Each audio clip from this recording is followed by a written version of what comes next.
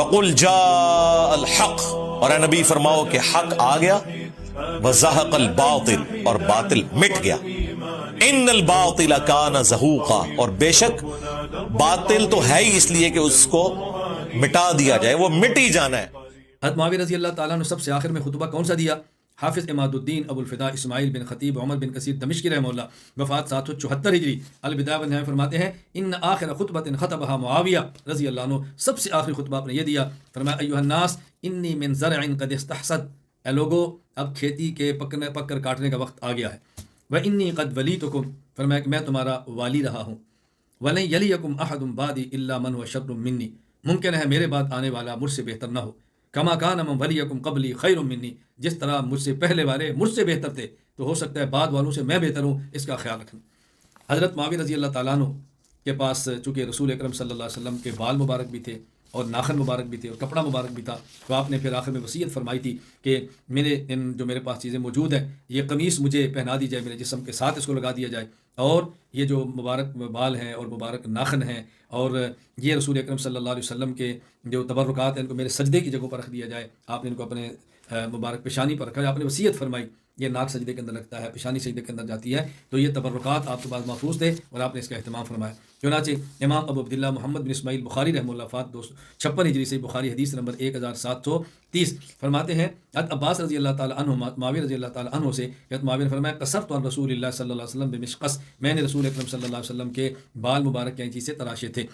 اور امام ابو عمر یوسف بن عبداللہ بن محمد بن عبد البر رحمہ اللہ، وفات 463 ہجری، الاستیعاب فی معرفت الاصحاب میں فرماتے ہیں وأخذ رضی اللہ عنہ رسول اللہ صلی اللہ علیہ وسلم من اصفارہ، حضرت معاویہ رضی اللہ تعالیٰ عنہ نے نبی کریم صلی اللہ علیہ وسلم کے ناخن مبارک سنبھال کے رکھے ہوئے تھے۔ امام ابو عمر یوسف بن عبداللہ بن محمد بن عبد البر القرطبی رحمہ اللہ، وفات 463 ہجری، الاستیعاب فی معرفت الاصحاب میں لکھتے ہیں کہ حضرت معاویہ رضی اللہ تعالیٰ نے فرمایا یا بنی انی صحبت رسول اللہ فخرج لحاجۃ فاتبعته بإدابۃ فکسانی احد ثوبی الذی کان علی جلدہ فخبأته لهذا اليوم، کہ اے میرے بیٹے میں رسول اللہ صلی اللہ علیہ وسلم کے ساتھ آپ تقاضے کے لیے تشریف لے گئے، میں آپ کے ساتھ پانی کا برتن لے کر گیا تو آپ نے اپنے جسم پر 2 کپڑے تھے، ایک کپڑا آپ نے مجھے عنایت فرمایا اور یہ میں نے آج کے دن کے لیے سنبھال کے رکھا ہوا تھا، یعنی اس کو میرے کفن کے ساتھ شامل کرو۔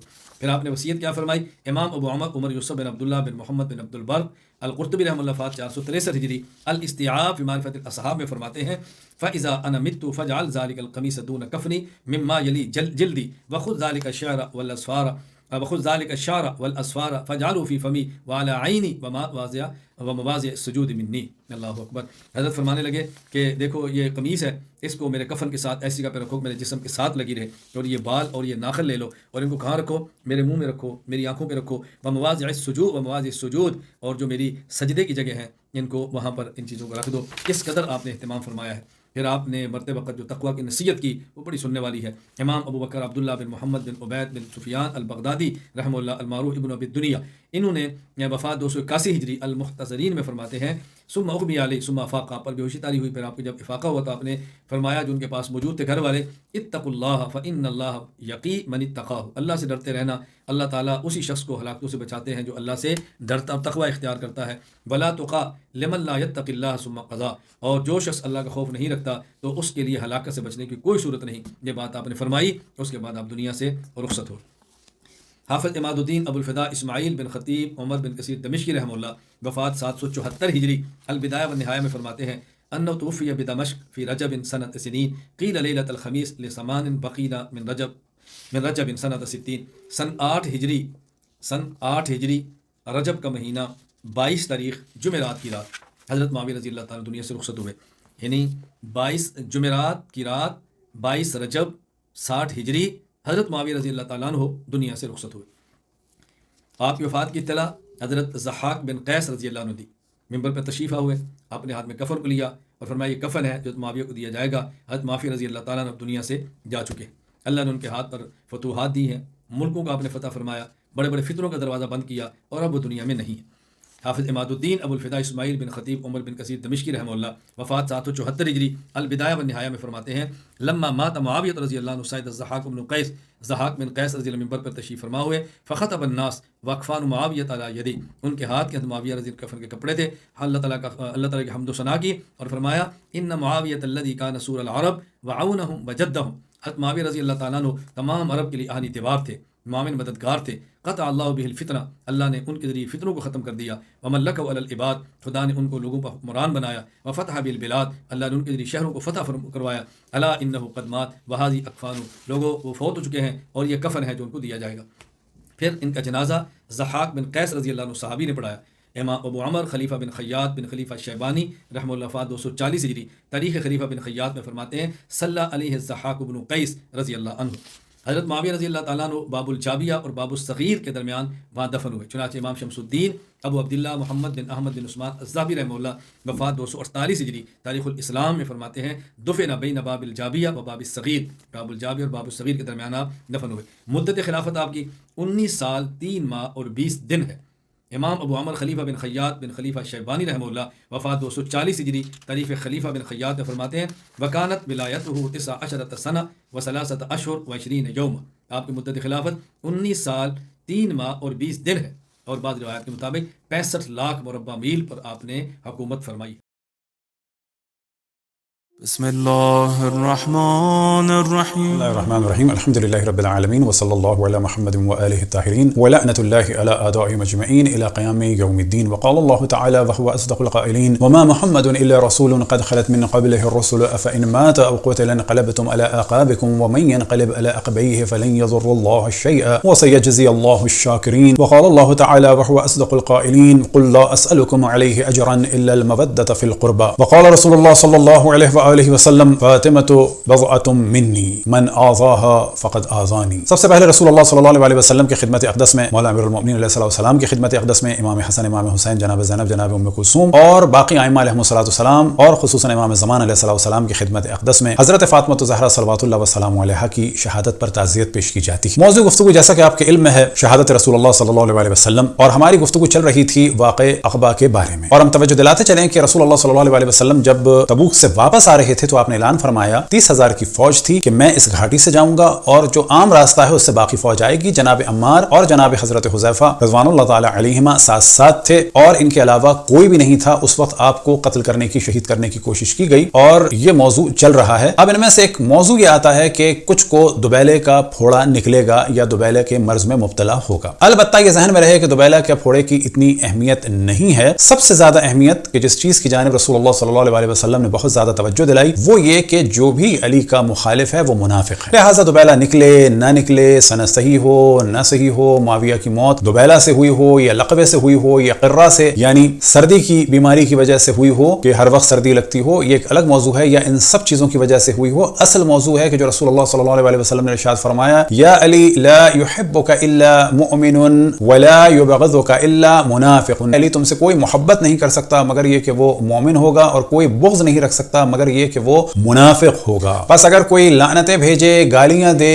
سالوں، اور یہ سلسلہ 100 سال سے زیادہ چلتا رہا کہ مولا امیر المؤمنین پر گالیاں دی جاتی تھیں ممبر سے، حتیٰ بنو امیہ کے ختم کرنے کی کوشش کے بعد بھی ہوتا رہا، اور پھر جنگیں کی گئی مولا امیر المؤمنین سے، تو بغض کے بعد منافق ہو جاتا ہے، گالیاں اور لعنتوں اور جنگوں کے بعد تو بلا شک انسان منافق ہو جاتا ہے. تمام ادیان کا احترام ہے، ڈائلاگ کی فضا ہونی چاہیے. تمام مذاہب کا احترام ہے، ڈائلاگ کی فضا ہونی چاہیے. خصوصاً جتنے بھی مسلمان فرقے ہیں علی الخصوص سب کا ہم نام لیتے ہیں، تمام اہل سنت، اور اس کے بعد دیوبندیوں، بریلویوں، اہل حدیث ہوں، بوری ہوں، آخانی ہوں، آبازی ہوں، علوی ہوں، دروز ہوں، یہ سب ہمارے بھائی ہیں، سب مسلمان ہیں، سب کی جان مال عزت آبرو کا احترام ہے. خصوصاً برادران اہل سنت ہمارے بھائی ہیں، کسی کے دل کو دکھانا مقصود نہیں ہے. ان میں سے جو پڑھے لکھے افراد ہیں وہ اس چیز کو آہستہ آہستہ سمجھیں گے، جن میں سے ایک چیز کی جانب توجہ دیں کہ یہ کیا ہوا کہ رسول اللہ صلی اللہ علیہ وسلم کی شہادت کے بعد، یا اگر آپ کو نہیں علم تو ان کے دنیا سے جانے کے بعد ان کے پورے گھرانے کو قتل کر دیا گیا، اور جو ان کے گھرانے کا نام لیتے ہیں ان کو قتل کیا گیا، جو ان کے گھرانے کا ذکر کرتے ہیں انہیں قتل کیا جاتا ہے. جس محفل میں ان کے گھرانے کا ذکر ہوتا ہے، تصور کریں رسول کے نواسے قتل کر دیا گیا، رسول کی نواسیوں کو اسیر کیا گیا. اسیر کرنے والوں کے لیے رحمت اللہ علیہ کے، رضی اللہ تعالی عنہ کے نعرے لگ رہے ہیں، اور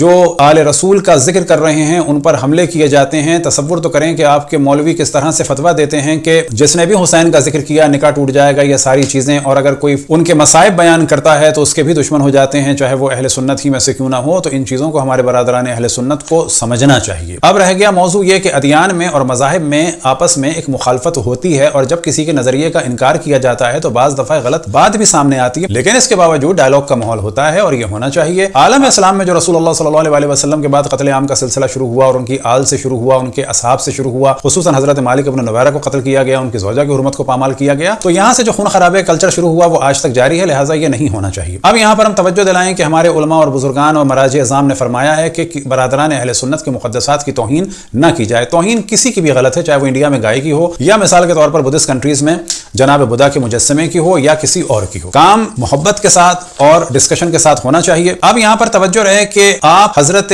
رسول اللہ صلی اللہ علیہ وسلم کے والد ماجد کو کافر کہتے ہیں اہل سنت کھل کے، صحیح ستہ میں لکھا ہے، اس موضوع کو ڈسکس کریں گے کہ جو ایک اعتبار سے رسول اللہ صلی اللہ علیہ وسلم سے بلند مقام پر فائز ہیں، ایک اعتبار سے، وہ کون سا اعتبار؟ نبوت کا نہیں، وہ اشرف الانبیاء ہیں رسول اللہ صلی اللہ علیہ وسلم، لیکن وہ ان کے والد ہیں، ان کا نور ان کے صلب میں تھا، یعنی رسول اللہ صلی اللہ علیہ وسلم کا نور ان کے صلب میں تھا، ان کی والدہ کے شکم میں آپ نے پرورش پائی، آپ ان کی والدہ کو بھی کافر کہتے ہیں، والد کو بھی کافر کہتے ہیں، جس نے رسول کو پالا انہیں بھی کافر کہتے ہیں، رسول کے دادا کو بھی کافر کہتے ہیں، تو ہم تو نہیں آپ کو قتل کرتے، ڈائلاگ کرتے ہیں۔ ہم جن صحابی کو ایک بہشتی صحابی سمجھتے ہیں کیونکہ ہماری روایت ہے کہ رسول اللہ صلی اللہ علیہ وسلم نے فرمایا کہ جو بھی دیکھنا چاہتا ہے اہل جنت میں سے کسی کو تو وہ مالک ابن نویرہ کو دیکھے، آپ انہیں کافر کہتے ہیں۔ اب ظاہر ہے کہ ہم جب جناب مالک ابن نویرہ کو مانیں گے تو ظاہر ہے ان کے قاتل کو برا سمجھیں گے، آپ قاتل کا دفاع کرتے ہیں جبکہ ایک دوسرے صحابی کی آپ تکفیر کرتے ہیں۔ کتنا بڑا ظلم ہے کہ ایک جانب آپ صحابہ کا شور کرتے ہیں، دوسری جانب آپ صحابہ کو کافر کہہ رہے ہیں، پھر جو خاتم الاصحاب ہیں انہیں بھی آپ غالی کہہ رہے ہیں، رافضی کہہ رہے ہیں، مفرطن فی تشیع کہہ رہے ہیں، یعنی گھوم پھر کے آپ انہیں بھی کافر کہہ رہے ہیں۔ تو آپ جو چاہے کریں اور پھر یہ توقع کریں کہ ہم آپ کی بات کو مانیں اور نہ مانیں تو پھر آپ قتل کے لیے جو ہے جھوٹی داستانیں بنائیں کہ جی ہائے ویلا وائے ویلا اصحاب کی توہین کر دی۔ نہ، اصحاب کی توہین آپ کرتے ہیں، امہات المومنین کی توہین آپ کرتے ہیں، بلکہ رسول اللہ صلی اللہ علیہ وسلم کی توہین آپ کرتے ہیں، بلکہ اللہ سبحانہ و تعالیٰ کی توہین آپ کرتے ہیں۔ لہٰذا آپ اللہ کی توہین کریں، ہم اس کو ڈسکس کریں گے، آپ رسول اللہ کی توہین کریں، ہم ڈسکس کریں گے۔ یہ زمانہ ڈائلاگ کا زمانہ ہے، وہ پرانا زمانہ چلا گیا، وہ کلچر کے جو آپ کے بڑوں نے قتل عام کا بنایا تھا وہ چلا گیا ہے، وہ نہیں چلے گا۔ اور ادیان کا ٹکراؤ غلط ہے، بلا شک ادیان میں محبت کے ساتھ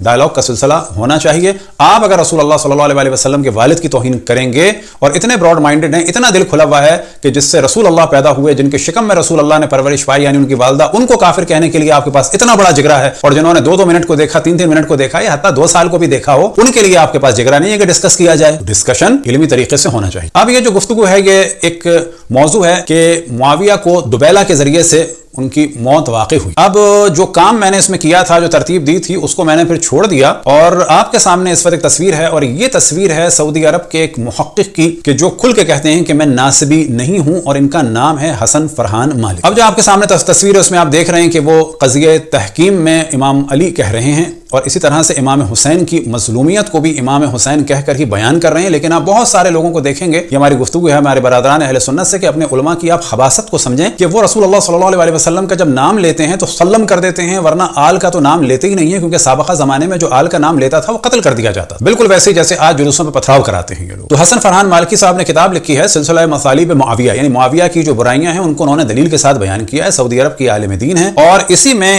آپ کے سامنے جو اس وقت حصہ ہے یہ حصہ ہے حدیث دبیلہ۔ تفصیل کے ساتھ انہوں نے بہت سارے موضوعات ڈسکس کیے ہیں، کیونکہ کوئی ہم سے سوال کرتا کہ ایسا کیوں کہہ رہے ہیں، تو ہم نے کہا کہ آپ دیکھ لیں، اور واقعی ڈائلاگ کا ماحول ایسا ہونا چاہیے۔ تو اب آپ کے سامنے ہے صحیح مسلم کی جلد نمبر 5، اور حدیث آپ کے سامنے ہم پڑھ دیتے ہیں کہ رسول اللہ صلی اللہ علیہ وسلم نے فرمایا، میری امت میں 12 منافق ہیں، وہ جنت میں داخل نہ ہوں گے اور نہ اس کی خوشبو پائیں گے جب تک کہ اونٹ سوئی کے ناکے میں داخل نہ ہو جائے، یعنی محال ہے کہ یہ جنت میں جائیں۔ ان میں سے 8 ایسے ہیں کہ ان کے شر سے بچاؤ کے لیے تمہاری کفایت ایک ایسا پھوڑا کرے گا جو آگ کے جلتے ہوئے دیے کی طرح اوپر سے سرخ ہوگا اور ان کے کاندھوں میں ظاہر ہوگا یہاں تک کہ ان کے سینوں سے نکل آئے گا، یعنی کچھ مومنین کو تسلی دے رہے ہیں کہ یہ کچھ کے شر سے تو تم دبیلہ کے ذریعے سے بچ جاؤ گے۔ اور ہم بتا چکے دبیلہ ہو یا نہ ہو یہ اتنا اہم موضوع نہیں ہے، اصل موضوع تو یہ ہے کہ جو بھی مولا امیر المومنین کے مقابلے میں آیا اس کا نفاق کافی ہے۔ اب آپ کے سامنے ہے تاریخ طبری جلد نمبر 4 اور صفحہ نمبر 134 اور 35۔ ایک دفعہ ابو موسیٰ سیاہ برنس سر پر پہنے ہوئے معاویہ کے پاس آئے اور کہا السلام علیکہ یا امین اللہ۔ ان کے بارے میں بھی گفتگو انشاءاللہ اگلے اس میں آئے گی۔ اب آپ دیکھیں کہ رسول اللہ صلی اللہ علیہ وسلم ارشاد فرما رہے ہیں کہ علی میرا وصی ہے، میرا بھائی ہے، میرا اخی ہے۔ ان کے ساتھ آپ نے 2 دفعہ جو ہے بھائی ہونے کا اعلان فرمایا، ان کو آپ نے پالا، واضح عرفان آپ نے ارشاد فرمایا کہ اے علی تم سے کوئی محبت نہیں کر سکتا مگر یہ کہ وہ مومن ہوگا، کوئی بغض نہیں رکھ سکتا مگر یہ کہ منافق ہوگا، یعنی جنگ صفین ہو چکی ہے اور جنگ صفین کے بعد امام حسن پر بھی ظلم ہو چکا ہے، ممبروں پر سے مولا امیر المؤمنین پر یعنی رسول اللہ صلی اللہ علیہ وسلم کے نفس پر، بھائی پر، داماد پر لعنتوں کا سلسلہ ہو رہا ہے۔ ایسے میں ابو موسیٰ کیا کہتے ہیں آ کے، السلام علیک یا امین اللہ، خدا کی پناہ،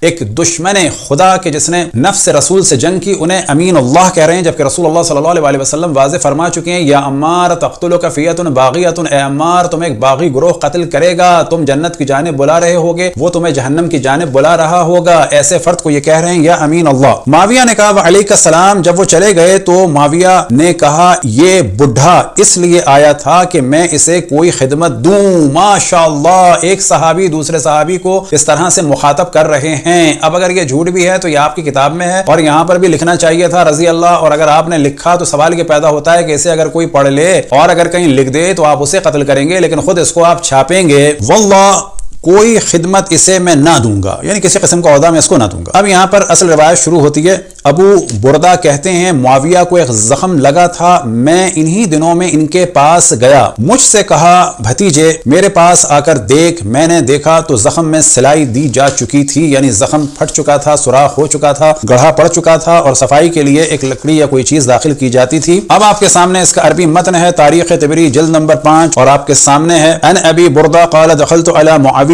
حیث اصابته قرحۃ، اب بعض جگہ قرحہ بھی ہے قرحہ بھی ہے، فقال ہلم یا اخی، اور میرے پاس آؤ۔ اب اس میں انہوں نے کیا دیکھا، فنظرت فاذا ہی قد صبرت، کہ سوراخ ہو چکا تھا اور سلائی دی جا چکی تھی۔ اب آپ کے سامنے اسی پھوڑے کے لیے المعارف ابن قتیبہ نے جو کہا تو وہ آپ کے سامنے ہم بیان کر دیتے ہیں۔ المعارف ابن قتیبہ میں ہیڈنگ آپ کے سامنے ہے وقال ابن اسحاق مات، یعنی معاویہ کی موت ہوئی، وَلَهُ 78 سنہ، اور وہ اس وقت 78 کی عمر میں تھا، وَكَانَتْ إِلَّتُهُ، اور موت کی وجہ کیا تھی، الناقبات۔ اب ناقبات کیا ہے، یعنی الدبیلہ، کہ موت دبیلے کی وجہ سے ہوئی۔ پاکستان کے بھی ایک صاحب نے اس کو ڈسکس کیا، لیکن وہ ظاہر ہے کہ اہل بیت کی محبت تو کر رہے ہیں لیکن دشمنوں سے پوری طرح سے اظہار برات نہیں کر پا رہے ہیں، 2 کشتیوں پہ سوار ہیں۔ اب آپ کے سامنے ہے، تو انہوں نے بھی موضوع ڈسکس کیا تھا کہ جو دیکھنا چاہے تو دیکھے دبیلہ سے کون مرا، اور پھر کہا کہ اب وہ پرانی باتیں ہو گئیں۔ کیسے پرانی باتیں ہو گئیں، فرعون بھی پرانی بات ہو گئی، سبھی پرانی باتیں ہو گئیں۔ اب آپ کے سامنے ہے صحیح الترغیب والترہیب، اور یہ تالیف ہے محمد ناصر الدین البانی صاحب کی، کہ جو دنیا سے رخصت ہو چکے ہیں، اور یہ سعودی عرب، اصل میں البانیہ کے تھے، سعودی عرب میں تھے، سلفیوں کے اور وہابیوں کے اور دیوبندیوں کے اس وقت یہ سمجھا جا سکتا ہے کہ اس قرن میں ایک امام تھے، علم الحدیث میں بہت بڑے محدث تھے۔ تو وہ اس کتاب کی جلد نمبر 3 میں اسی موضوع کو ڈسکس کرتے ہیں، کنت عند معاویہ، اور یہ روایت بھی ان ابی بردہ قال كنت عند معاویہ والطبیب يعالج قرحة فی ظہرہ، کہ میں معاویہ کے پاس تھا اور طبیب ان کے پھوڑے کی کہ جو پیٹ میں تھا اس کا علاج کر رہا تھا۔ تو یہاں پر حدیث صحیح ہے کہ جو بالکل آپ کے سامنے ہے۔ اب آپ کے سامنے ہے تاریخ مدینہ دمشق۔ اب یہ روایت مختلف طرق سے بیان ہوئی، اس وقت آپ کے سامنے جو ہم طریق بیان کر رہے ہیں یہ ہے طلحہ بن یحییٰ سے۔ حسن فرحان مالکی صاحب نے ایک اچھا جملہ کہا سند پر ڈسکشن کرنے کے بعد، ہم اسے اس وجہ سے ڈسکس کر رہے ہیں تاکہ پتہ چلے کہ یہ چیزیں شیعہ ہی ڈسکس نہیں کرتے، بلکہ ہر وہ دیندار فرد کے جو رسول آل رسول سے محبت کرتا ہے اور جس کی بھی آنکھ کھل جائے کہ آل رسول پر کیا ظلم ہوا تو وہ ان چیزوں کو ڈسکس کرتا ہے، اور یہ ایک سعودی عالم دین ہے جیسا کہ آپ کی خدمت میں عرض کیا۔ تو یہ طریق ہے طلحہ بن یحییٰ کی۔ تو وہ فرماتے ہیں کہ ان تمام روایات کے صحیح ہونے کی دلالت کے طور پر ایک تو ویسے ہی صحیح ہے اور اتنا کافی ہے بقول ان کے کہ یہ سب کے سب ناسبی ہیں اور دشمن مولا امیر المؤمنین ہیں، اور ان کی گواہی اس معاملے میں کافی ہے۔ تو اب آپ کے سامنے ہے تاریخ مدینہ دمشق جلد نمبر 26 اور صفحہ نمبر 45، اور ایرو لگا ہوا ہے۔ یہ روایت بھی وہی ہے، یہاں پر فقط ایک اضافہ ہے، وہ یتأوّع الصبی، کہ وہ اس طرح سے چیخ رہا تھا جیسے کہ ایک بچہ چیختا ہے، اور پھر اس کے بعد ہے، اب آپ کے سامنے ایرو لگا ہوا ہے اور وہ ایک اضافہ کرتے ہیں کہ وہ چیخ رہے تھے جیسے کہ ایک بچہ چیختا ہے درد سے۔ دوسری روایت بھی اسی صفحے پر ہے اور ایرو لگا دیا ہے، یہ بھی طلحہ بن یحییٰ سے ہے۔ اب آپ کے سامنے ہے معجم الکبیر للحافظ ابی القاسم الطبرانی کی، اس کی جلد نمبر ہے 19 اور مکتبہ ابن تیمیہ سے ہے، اور صفحہ نمبر ہے 359، اور آپ کے سامنے ہے کہ یہ طریق بھی طلحہ بن یحییٰ سے ہے۔ اب آپ کے سامنے ہے تاریخ مدینہ دمشق جلد نمبر 59 اور صفحہ نمبر ہے 225، اور یہ طریق بھی طلحہ بن یحییٰ سے ہے، اور یہاں پر یہ ہے کہ وہ مچل رہے تھے اور تڑپ رہے تھے اس بیماری کی وجہ سے۔ اب یہاں پر آپ کے سامنے حوالہ ہے المعجم الاوسط کا اور جلد نمبر ہے 6 اور صفحہ نمبر ہے 78 اور یہ روایت بھی طلحہ بن یحییٰ سے ہے اور وہی روایت ہے کہ جو آپ کے سامنے بیان کی. تو ایک طرق تو ہو گئی، طریق تو ہو گئی. یہ دوسری طریق ہے حمید بن ہلال سے اور یہ نقل کرتا ہے ابی بردہ سے. اور جیسا کہ ڈاکٹر حسن فرحان مالکی صاحب نے کھل کے کہا کہ یہ سب ناسبی ہیں. تو جس طرح سے آپ لوگ بڑے آرام سے، یعنی پاکستان کے محققین بہت سارے بڑے آرام سے ہر دشمن اہل بیت کے ساتھ رضی اللہ بھی لگا دیتے ہیں، لیکن حسن فرحان مالکی نے جرت کی کہ خداوند تبارک و تعالیٰ ان کی توفیقات میں اضافہ فرمائے، قرب رسول اللہ صلی اللہ علیہ وسلم اور قرب اہل بیت رسول اللہ صلی اللہ علیہ وسلم انہیں عطا فرمائے. اب آپ کے سامنے ہے تاریخ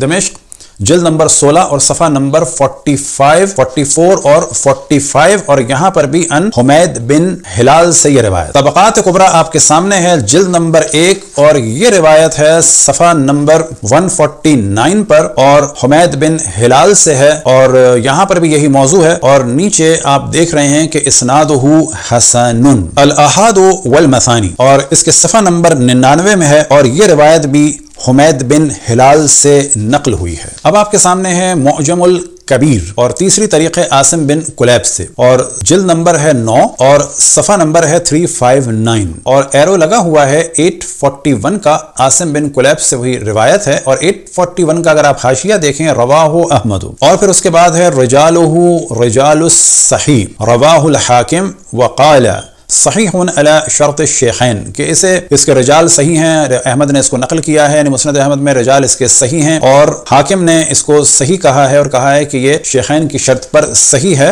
اور وافقہ الذہبی اور ذہبی نے بھی ان کی قول کی موافقت کی ہے. اب آپ کے سامنے چوتھا طریق ہے تاریخ مدینہ دمشق ان ثابت جلد نمبر ہے 59 اور صفحہ نمبر ہے 220 اور یہاں پر وہی روایت ہے لیکن ابو بردہ سے ہی ہے لیکن یہ ثابت سے نقل ہوئی ہے. اب آپ کے سامنے کتاب المحتضرین یعنی جو مر رہے ہوتے ہیں، دم نکل رہے ہوتے ہیں، اس کے بارے میں کتاب احتضار سے اور اس کے بھی صفحہ نمبر 210 اور 11 پر ثابت سے روایت ہے کہ جو آپ دیکھ سکتے ہیں. پھر ہم عرض کریں کہ ساتھ میں دو اور وجوہات بھی معاویہ کی موت کی بیان ہوئی کہ جن میں سے ایک لقوا تھا اور ایک قرہ یعنی سردی لگنے کی بیماری کہ ہر وقت سردی لگتی رہتی تھی اور ممکن ہے یہ سب کچھ ہوا ہو اور ممکن ہے کوئی اسے کہے کہ ایسا کچھ نہیں ہوا، لیکن جو بھی مولا امیر المومنین کے مقابلے میں آیا اور خصوصاً جناب عمار کے قتل قاتلوں کے لیے رسول اللہ صلی اللہ علیہ وسلم بیان فرما چکے تھے، مولا امیر المومنین کے لیے واضح بیان فرما چکے تھے لا یا علی لا يحبك الا مؤمن ولا يبغضك الا منافق کہ علی تم سے کوئی محبت نہیں کر سکتا مگر یہ کہ وہ مومن ہوگا، کوئی بغض نہیں رکھ سکتا مگر یہ کہ منافق ہوگا. اور ساتھ ہی جناب عمار کے لیے فرمایا تھا کہ تقتلک فیۃ باغیۃ. اب بعض دفعہ جو لوگ روافظ کہتے ہیں تو یاد رکھیں جو رسول اللہ کو چھوڑ کے باقی وہ بھی روافظ تھے کیونکہ رافضی کے معنی ہے چھوڑ کے جانے والے اور اگر رافضی کے معنی ہیں اصحاب کی مخالفت کرنے والے تو جنہوں نے مولا علی کی مخالفت کی وہ رافضی ہیں، جن خواتین نے مخالفت کی وہ رافضات ہیں اور آپ ان رافضیوں کے اور رافضات کے چاہنے والے ہو. تو لفظ رافضی میں بالنفس سے ہی نہ کوئی برائی ہے نہ کوئی اچھائی ہے، ڈیپینڈ کرتا ہے کہ رسول اللہ کو چھوڑ کے بھاگنے والے رافضی کیسے تھے اور مولا امیر المؤمنین پر لعنتیں بھیجنے والے اور جنگ کرنے والے رافضی کیسے تھے. رسول اللہ کو چھوڑ کے بھاگنے والوں اور مولا علی سے جنگ کرنے والوں کو جنہوں نے چھوڑا یعنی ہم وہ رافضی کیسے. خداوند تبارک و تعالیٰ سے دعا ہے کہ تمام مسلمانوں کو علمی ڈسکشن کی توفیق عطا فرمائے اور حق بیان کرنے کی توفیق عطا فرمائے. دعا ہے کہ تمام ادیان اور مذاہب کے ساتھ اچھے تعلقات ہوں کیونکہ یہ ٹکراؤ تمام مذاہب اور ادیان کے لیے خطرناک. وصلی اللہ علی محمد وآلہ الطاہرین ولعنۃ اللہ علی اعدائہم اجمعین الی قیام یوم الدین. معجم الکبیر طبرانی میں دوبیلہ پھوڑے والی ایک حدیث آتی ہے تو اس کی سند کے بارے میں آپ کیا کہیں گے اور اس سے کیا رزلٹ نکلتا ہے پھر امت کس طرح؟ نہیں ٹھیک ہے وہ حدیث تو سب کو پتہ ہے، یہ تو باپا جانی بھی اگلے دن بیان کر رہے تھے حدیث تو ٹھیک ہے وہ تو پھر اسے کیا رزلٹ؟ وہ تو بلکہ حضرت معاویہ کے فضائل میں بیان کر رہے تھے کہ ایک بندہ ان کو ملنے کے لیے گیا تو وہ اپنے پھوڑے کی تکلیف کی وجہ سے کھانس رہے تھے اور بخار کے اندر مبتلا تھے اور کرا رہے تھے. اچھا تو انہوں نے کہا نبی الاسلام نے فضیلت ارشاد فرمائی ہے شیعہ تو وہ 12 منافقین والے کھاتے میں فٹ کر دیتے ہیں اسے. چلیں منافق کا فیصلہ تو قیامت والے دن ہوگا، دنیا میں تو کوئی نہیں کر سکتا. ہم تو جو بھی اہل قبلہ اہل کلمہ ہیں ان کو مسلمان ہی سمجھتے ہیں. شیعہ کا موقف غلوف کے اوپر مبنی ہے کیونکہ اگر یہ بات مان لی جائے تو امام حسن علیہ السلام نے کبھی بھی حضرت معاویہ کے سپرد یہ والا ملوکیت والا معاملہ نہیں کرنا تھا. اچھا جی کیونکہ ظاہر ان سے نکلی خلافت تو ملوکیت ہی بن گئی نا. تو ظاہر یہ چیز بعید ہے کہ حضرت حسن ابن علی کسی منافق کے حوالے امت کی باغ دوڑ کر دیں. لیکن یہ بعد میں نکلا تھا نا, امام حسن تو مطلب نہیں, لیکن صلح حسن تو ہوگی تھی نا جی. صلح حسن ہو کے حضرت حسن خلافت سے دستبردار ہوئے اور فضیلت بھی انہی کی تھی نا بخاری میں کہ یہ بیٹا سید ہے, اس کی وجہ سے صلح ہوگی. اس میں امپلائڈ ہے کہ جو مخالف ہے وہ تو پیچھے ہٹنے کے لیے تیار نہیں ہے, حضرت حسن ہی قربانی دیں گے. اس کی وجہ سے شیعان علی کی گالیاں بھی کھانی پڑی امام حسن کو کہ اس نے ہمیں ذلیل کروا دیا, یہ سب کچھ کر دیا. تو امام حسن کا ان کے سپرد کر دینا حکومت کو اس بات کا ثبوت ہے کہ وہ ان کے اسلام کو مانتے تھے. اچھا, دوسری بات یہ بتائیے گا, یہ دوبیلا پھوڑے والے جو منافقین ہیں 12, ان میں سے کوئی ایک بھی نہیں ایسا جو منظر عام پہ آج تک آیا ہو؟ منظر عام پہ اگر نبی اسلام نے لانا ہوتا تو آپ رازدار رسول کو تو یہ بات نہ بتاتے. اچھا, یہ بات صرف حضرت حذیفہ ابن یمانی کو پتہ تھی یا مولا علی یا اہل بیت کو بھی کسی کو پتہ تھی؟ نہیں بتائی, صرف حذیفہ ابن یمان کو بتائی تھی. اور مولا علی کو تو ضرورت ہی نہیں تھی, مولا علی تو خود لٹمس ٹیسٹ تھے. علی سے محبت نہیں رکھے گا مگر مومن, علی سے بغض نہیں رکھے گا مگر منافق. حضرت علی نے بھی حضرت معاویہ کو کبھی منافق کے طور پہ ٹریٹ نہیں کیا. اچھا, ان کو جو خطوط بھی لکھے ہیں, سلام لکھا ہے اور ان کو بیعت پہ آمادہ کیا ہے. بیعت پہ اسی کو آمادہ کیا جاتا ہے جس کا آپ اسلام مان رہے ہو, کافروں سے تو نہیں بیعت لی جاتی نا. جی جی. لہذا شیعہ کا یہ جو مقدمہ ہے نا حضرت معاویہ کے بارے میں منافقت والا, یہ بالکل یعنی فٹ ہی نہیں بیٹھتا پوری سٹوری میں. اچھا, مولا علی کو کیا علم تھا کہ عبد الرحمن ابن ملجم ان پہ تلوار مار دے گا؟ ایک روایت آتی ہے کہ جناب مولا علی نے باقاعدہ اسے اٹھایا تھا ٹھوکر مار کے, کوئی اس طرح کی نہیں کہانیاں بنی ہیں. آپ کو صرف جنرل پتا تھا, وہ بھی نبی اسلام نے بتایا تھا. اچھا, جو المستدرک للحاکم میں ہے, مسند ابی یعلا کے اندر ہے اچھا, کہ اور سنن نسائی کبریٰ میں کہ اس امت کا بدبخت ترین شخص وہ ہوگا جو تیرے سر کے خون سے داڑھی کو رنگ دے گا. ٹھیک ہے. اور اگلی امتوں میں قوم سمود کا وہ شخص تھا جس نے قوم سمود کی اونٹنی کو قتل کیا تھا. تو یہ ذکر ملتا ہے, باقی ظاہر ہے یہ چیز نہیں پتہ. بڑا مشہور و معروف واقعہ ہے اور آپ کے ذہنوں میں ہوگا. میں نے کہا نا کہ ایمان کے جب تک اگلے مرحلے میں آپ دوسرے مومن کو نہ لائیں, آپ اگلے مرحلے میں نہیں جا سکتے. 10 درجے ہیں ایمان کے, 10 کے 10 درجے جناب سلمان کے پاس, 10 میں سے 9 درجے جناب ابوذر کے پاس. یہ ایک درجے کا فرق کیسے آیا ہوگا ذہنوں میں نے شاید پیش کر رکھا. عزیزان گرامی, جب جناب امیر علیہ السلام کو لے جا رہے تھے, اور یہ ایک خط میں آج دیکھ رہا تھا کہ ایک معاویہ نے خط لکھا جناب امیر علیہ السلام کو, اور اس میں اس کا احساس دلایا کہ بھئی آپ کے گلے میں رسی تھی ایک مرتبہ, تو اس نے مولا کی توہین کرنا چاہیے اور چاہا کہ مولا کو اذیت ہو, برا لگے.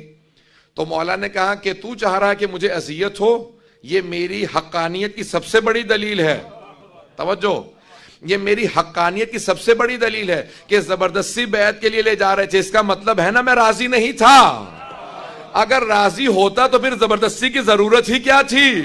بھئی بیعت کے لیے بار بار سڑکوں پہ لے جا رہے ہیں, اس کا مطلب ہے کہ میں راضی نہیں تھا. تو دلیل کے طور پہ لا رہا, میں اپنی دلیل رکھتا ہوں. بھئی یہی جناب زینب نے یزید سے کہا تھا, تو سمجھتا ہے کہ ہماری توہین ہو رہی ہے؟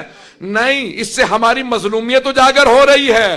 جو حق پہ ہوتا ہے وہ مظلوم ہوتا ہے, جو باطل ہوتا ہے وہی ظالم ہوتا ہے. کہ ظلم کرنے والے باطل ہیں, اگر بات واضح ہوئی ہو. تو جناب امیر علیہ السلام کو جب لے جا رہے تھے تو اس وقت جناب سلمان, ابوذر, جناب مقداد, عمار, یہ 4 افراد موجود تھے.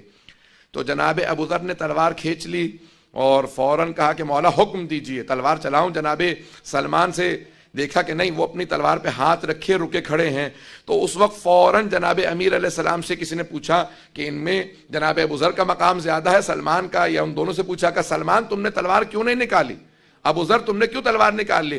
جناب ابوذر نے کہا جناب امیر کی محبت میں نے تلوار کھینچی, میں مقابلہ کرنا چاہتا تھا ان لوگوں کا کہ جو جناب امیر کے مقابلے میں آئے تھے. کہا سلمان آپ نے کیوں نہیں تلوار نکالی میان سے باہر؟ کہا مولا سے زیادہ شجاع کوئی نہیں ہے. جب مولا خود خاموش ہے تو پھر میری کیا مجال ہے میں تلوار کو باہر نکالوں؟ میں انتظار میں تھا, مولا کی نگاہوں کو دیکھ رہا تھا, مجھے علی سے اشارہ ملے میں اس وقت تلوار نکالوں. مولا کے اشارے کے انتظار میں تھا, جب مولا سے اشارہ نہیں ملا میں خاموش رہا. عزیزان گرامی, اتنی سی اطاعت میں جب فرق آ جاتا ہے تو ایک کے 10 درجے پورے ہو جاتے ہیں, ایک 9 درجے پہ رک جاتا ہے. پتہ نہیں بات پہنچی یا نہیں پہنچی. اطاعت میں انسان پیچھے رہ جاتا ہے اگر انسان محبت میں وہاں آگے بڑھ جائے جہاں بھی مولا کا اشارہ نہیں ملا. اتنے تابع اور فرما بردار رہیں کہ امام کے اشارے کے بغیر آگے بڑھنے کی کوشش نہ کریں. یہ ہر چیز میں ہے. انسان کسی بھی عبادت میں رد و بدل نہیں کر سکتا جب تک کہ ان کی طرف سے اشارہ نہ ہو, جب تک کہ ان کی طرف سے اشارہ نہ ہو, ہر عبادت کے لیے. رسول پاک صلی اللہ علیہ وسلم کے زلف مبارک کاٹنے کا شرف آپ کو حاصل ہوا، اور وہ منہ مبارک آپ نے اپنے پاس محفوظ رکھے ہوئے تھے۔ جب آپ کے انتقال کا وقت آیا تو آپ نے یہ وصیت فرمائی کہ رسول اللہ صلی اللہ علیہ وسلم کے منہ مبارک میں سے ایک بال میری زبان کے اوپر رکھ دینا، اور آپ کے ناخن اقدس کا تراشا میری آنکھوں پہ رکھ دینا، اور مجھے ارحم الراحمین کی رحمت کے سپرد کر دینا۔ اس سے پتہ چلا کہ تبرکات نبوی سے برکت حاصل کرنا یہ صحابہ کرام علیہم رضوان کا طریقہ مبارک ہے۔ جی اللہ اکبر۔ 22 رجب، اب تو ہم اللہ تبارک و تعالیٰ یہ بچے بھی موجود ہیں، ہم جب بچے ہوا کرتے تھے پڑھا کرتے تھے، ہم بھی دیکھتے تھے ہر گھر میں جو ہے وہ کنڈے پک رہے ہیں، گھروں میں حلوے پکائے جا رہے ہیں، تقسیم کیے جا رہے ہیں، ساری بدعات خرافات ہوتی تھی اور پتہ نہیں تھا کہ یہ کیوں ہوتا ہے۔ 22 رجب جو ہے وہ نام لیا جاتا ہے کہ امام جعفر صادق رحمہ اللہ کی پیدائش کا دن ہے۔ یاد رکھیے کہ امام جعفر صادق رحمۃ اللہ علیہ کا اس مہینے سے نہ پیدائش کا تعلق ہے نہ آپ کی وفات کا تعلق ہے۔ تو اصل میں حقیقت ہے کیا؟ 22 رجب سیدنا امیر معاویہ رضی اللہ تعالی عنہ کی وفات کا دن، اور آپ کی وفات پر دشمنوں نے چھپ کر خوشی منانا جو ہے وہ شروع کی۔ امیر معاویہ رضی اللہ تعالیٰ عنہ سن 60 ہجری کے اندر 60 ہجری میں امیر معاویہ کی وفات ہوتی ہے، اور 60 ہجری سے لے کر 64 تک امیر یزید رحمت اللہ علیہ۔ اب لوگوں کی آنکھیں کھل جاتی ہیں کہ رحمت اللہ علیہ کیسے؟ تو اب بعد میں اس کے اوپر گفتگو ہوگی، یہ میں کہہ رہا ہوں یا ہمارے اسلاف نے کہا ہے یا کیا باتیں ہوئی ہیں۔ تو یزید بہرکیف 60 سے لے کر کے 64 تک رہا ہے، 3-4 سال کا وقفہ ہے، اور اس کے بعد وہ بھی جو ہے دنیا سے چلا جاتا ہے۔ پھر یزید کے بعد اس کا بیٹا ہے معاویہ، باپ کا نام بھی معاویہ ہے، بیٹا کا نام بھی معاویہ ثانی کہا جاتا ہے۔ انہوں نے کہا کہ میں اس خلافت کے اوپر اپنے آپ کو اہل نہیں سمجھتا، لہٰذا انہوں نے خلافت کو چھوڑ دیا، اور اس کے بعد